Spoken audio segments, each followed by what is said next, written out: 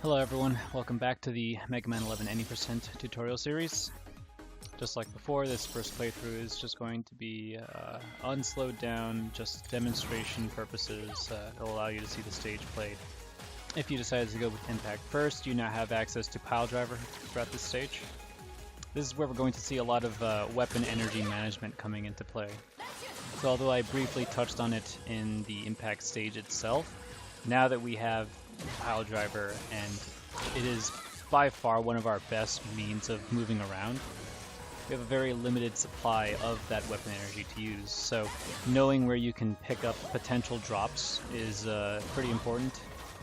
A number of uses of the Pile Driver are either to make specific sections easier, or it is straight up optimal, or sometimes they are excess uses of Pile Driver if we happen to get lucky and we have the energy to use.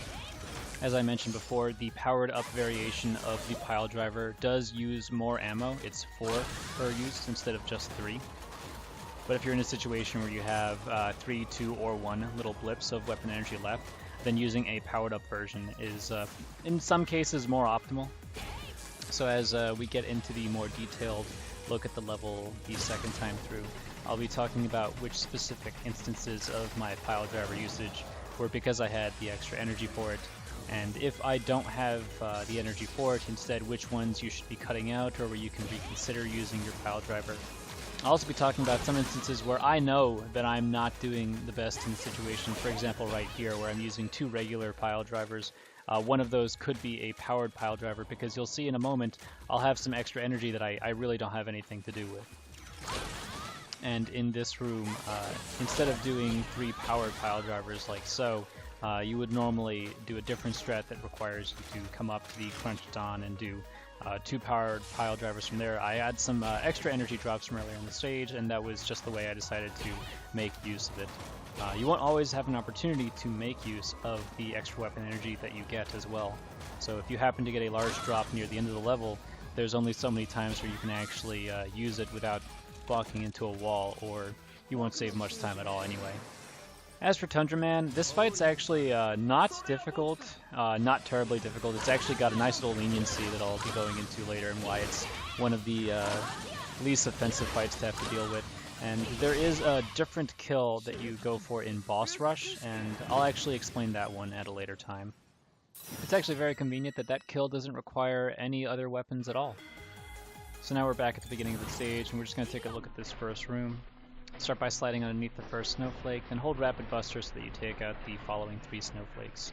You actually don't have to stop holding right, but I've more often than not gotten hit trying to continuously hold right throughout that little section.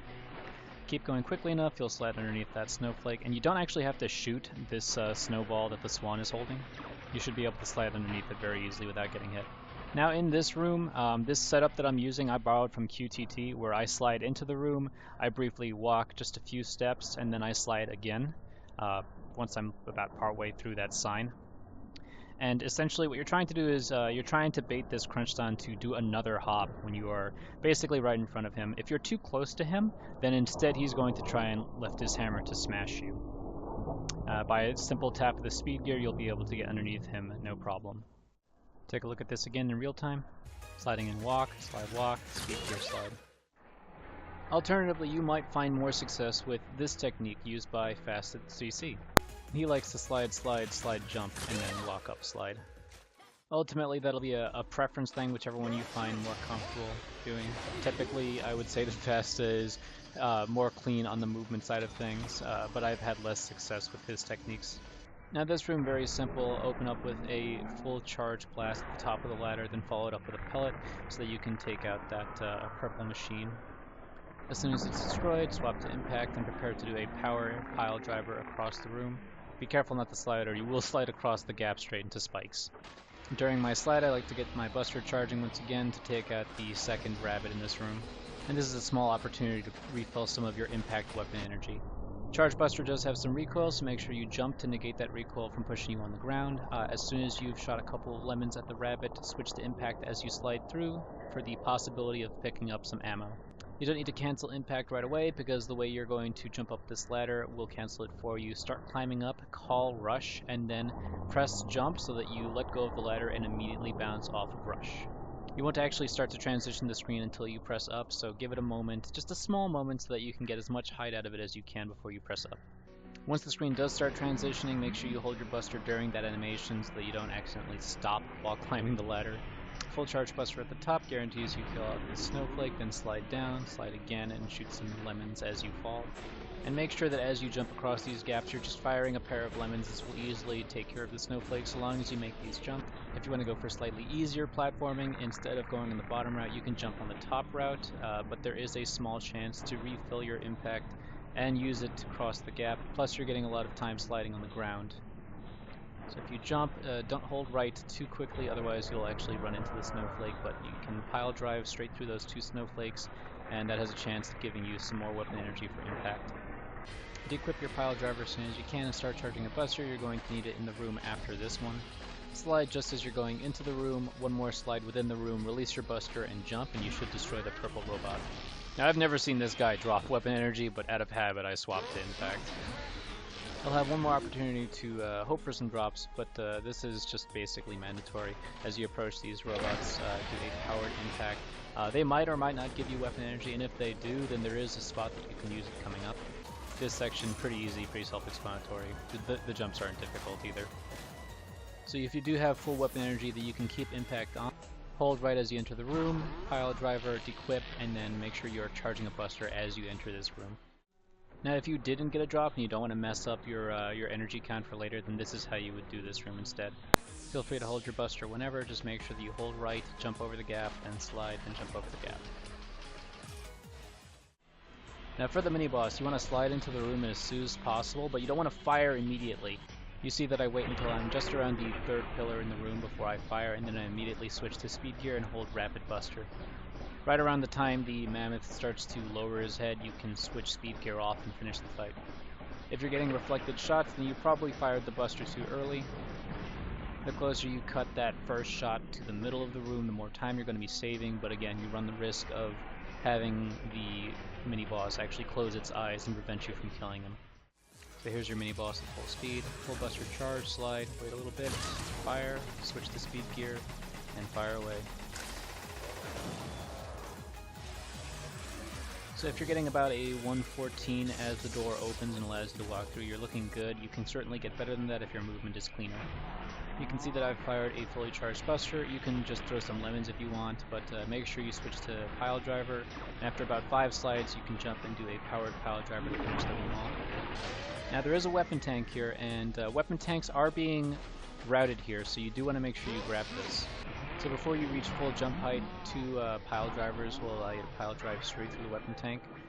If you use a powered pile driver, you'll just grab it and fall straight down. I use unpowered ones in case I overshoot it so that I can turn back and quickly grab the weapon tank, because you will be needing it in later stages. Now there's a Sniper Joe in this room. You'll never deal with him if you just keep sliding through, so don't worry about him. So before we get to the optimal way you would do the spike jump room, I'm going to show off what Reabs does and why it's a little bit safer and easier. So he enters the room with a fully charged buster. He'll call rush as he fires it, jumps onto rush, and then fires a spray of the rapid buster pellets. So that'll stun the guy on the bottom, and then it'll also destroy the guy on the top. By stunning the guy on the bottom, you prevent him from shooting a bullet that would hit you while you're sliding through that tunnel. So at full speed, that looks like this. But that's a little bit slower than what we're going to do. So I like to make sure I get a full slide as I approach this ledge. Jump as I get to the very tip of this ledge. I like to do a full jump so I get as far as I can, and then I do a powered pile drive across this gap. Now this is a kind of annoyingly tight trick here. If you undershoot it, you'll bonk off the wall, and then your recoil will throw you into the purple robot. So at the very least, you have a way of recovering from it, but it's still kind of messy. Again, at full speed. Slide, full jump, power pile driver. So at the beginning of this room, I saw that I had quite a lot of energy, so I decided to do 3 powered pile drivers straight across the entire room. Again, I'll show off what Reabs does instead, which is another neat way to fish for drops to the room. You can see he has his buster charged and ready to go. The crunch stun that's about halfway through this room, he'll instead be dealing a bunch of damage to it with a full charged buster. He'll be jumping, firing it off, throwing a couple of more rapid buster lemons at him. This is to do enough damage so that when you use your power pile driver, you'll go straight through him instead of bonking off of him. And this has a small chance to give you a little bit of weapon energy as well, which you could throw in really quickly right here at the end of this room. So sliding in, full buster, some lemons, powered pile driver. Now for this small climbing section, I just keep holding right and I time my jumps appropriately. It's not very difficult, and your chances of bonking are actually kind of minimal. But again, if you're looking to save a little bit more time, just a frame here, a frame there, it all adds up, and this is actually a pretty nice little time save.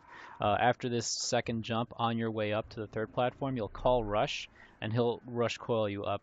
It makes escaping this room a little bit faster. Now if you happen to be completely empty on weapon energy as you grab this guy, you'll have just enough pile drivers for the remaining tricks in this stage. If you happen to get a lucky drop from that small floor chaser, then you will have an additional pile driver. It's not a big deal though. More importantly, this last room is a very dangerous room. Please practice this last room. The beginning, very straightforward, a pile drive to make it up to this ledge. This jump, however, is very precise. You do want to make it across here without using a pile driver. And if you manage to make the jump, then you can do a light hop and pile drive across this gap. The wind should be picking up at this point, so as you jump across, you don't need to do a full jump. You can just do a light hop out of here, and the wind will carry you the rest of the way across. Alternatively, let's say you done goofed and you didn't make that second jump. All is not lost, just remain calm. If you end up shorting this jump and you're at the bottom there, then just jump in place a couple times and wait for the wind to pick up. Time your jump accordingly, because this jump is also not easy, and it's barely makeable with the wind pushing you. So yeah, let's take a look at this last room again at full speed. Slide into the room, slide under the rabbit, jump, pile driver, precise jump, then pile driver jump, and then the rest of the room is pretty much a cakewalk. Make sure after using your final bit of pile driver ammo that you dequip it before you enter the room. It will make the fight much harder otherwise. Now Tundra Man's fight, very simple. It's actually not that bad at all because there's quite a bit of leeway in it. Start by holding down power gear, hold right, and as soon as you get a charge, fire away, get a double buster shot on Tundra. Make sure your power gear is back on and charge it as quickly as possible. You need to get a double buster shot, but in this case only the red buster needs to hit. The blue one actually should be whiffing. If you hit him with the blue buster shot, then you actually fired too late, and that'll cause Tundra to stagger, which will then force him to transform sooner. Turn power gear off, let it cool down a little bit, and then once Tundra jumps over you, you can start turning it back on and charging. You want to release this shot as soon as he is vulnerable on the right side.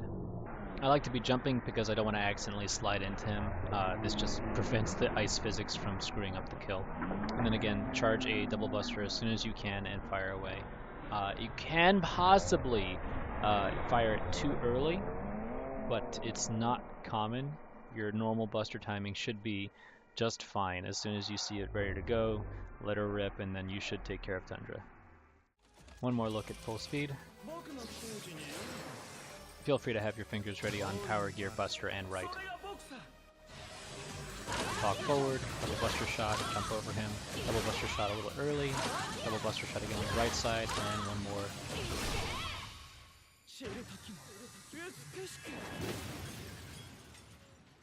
See you next time with Torchman. Thanks for watching.